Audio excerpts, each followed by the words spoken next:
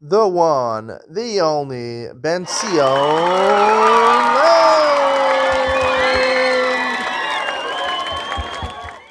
Good afternoon and welcome to Yeshiva YouTube Daily Double. We are finishing Maseches Shekalim finally, and we're starting the first Mishnah in Maseches Yoma.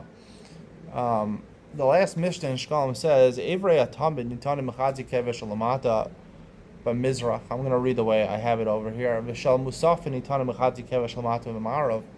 When they used to shecht the Karban Tamid and the Karban Musaf, Shabbos brought a Karban Musaf, Rosh Chodesh brought a Karban Musaf, Yom Tov brought a Karban Musaf.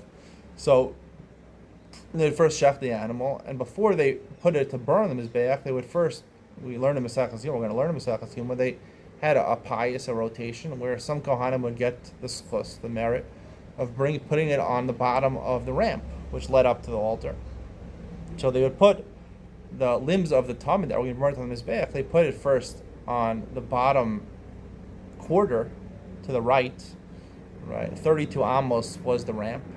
So the bottom 16, and it was 16 wide, so you cut it in half, 8, so the bottom quarter would be Evrei Tamid. The Evrei Musaf would be on the quarter on the left, on the Marav, on the west. V'shalrosh chadashim nitanim mitachas karkol mizbeach milmata. And apparently the ones for Rosh Chodesh, special korbanos of Rosh Chodesh, wasn't just a karban musaf, there were special korbanos for Rosh Chodesh. Those, before they were brought up to the altar, would be placed basically on the bottom half, according to some gersos, on the top half, on the mizbeach, cut it into 16 amos, either the bottom or the top. I guess if it's on the bottom, it wouldn't matter if it's the right or left. Hashkalim v'bikurim einogim elev b'nei abayis. Machzeh shekel, this entire masech only applies is man beis hamikdash, because it was meant to be payment for the korbanos at Sibur. There's no korbanos without beis hamikdash. Bikurim also, because it says in the part by Bikurim you bring it to the Beis Hamikdash. Reishis Bikuri ad Mascha Tavi Beis Hashem Elokecha. If there's no bias, no Beis Hamikdash, there's no mitzvah Bikurim. Ava Meiser Dagan, a Meiser Behema, of Bchoros, no Gin Bebitnei bias, Ben Shalom bias. Meiser, Shmus and Meishlos apply nowadays. Whether it's the rice, the Rabban, it's a Machlokas. Meiser Behema, you have to tithe from your newborn animals. And Bchoros, the firstborn animal from the mother, has to be given as a korban. The Gemara in Maseches Bchoros says that Meiser Behema, they were in a spot that we don't do Meiser Behema now, but there is Kedushas Bechor, and there is Trumas and Meiser. Tamakdish Shkalim would be Kurim Hareza Kodesh. If nowadays you go and say this money is Shkalim, it's Kodesh according to the Rabbanan.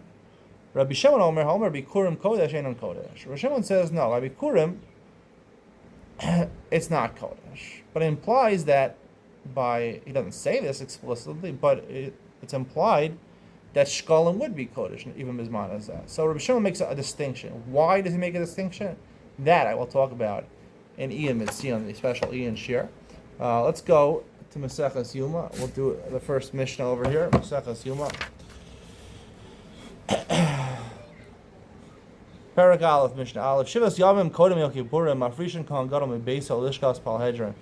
7 days before Yom Kippur, they separated the Kohen Gadol from his house. He used to live in his house, but they separated him to a special room, a hotel room in the Beis Hamikdash, which was called Lishkas Pal Hedron. We learned that 7 days ahead you have to separate. We learned that from the Maluim, Yemei Maluim, they separated for 7 days.